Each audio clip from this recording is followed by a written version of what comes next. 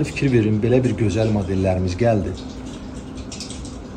Bu modelləri mənzillərdə, dizaynda istifadə olunur. O defektinə oxşayır, amma təhlükəsiz, tamamilə bacasız.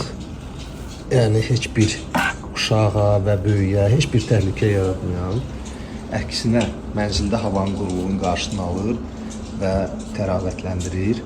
Bir maraqlı bir şey göstərim. Rənglərini dəyişdik. Hər bir şeyi telefon üzərindən idarə edərək səsindən tutmuş söndürmək, yandırmaq, vaxt qoymaq, hər bir şey yəni mümkündür. Digər modelə keçid edirik. Digər modelində telefon üzərindən rəngini tənzimləyə bilirik. Görürsünüz.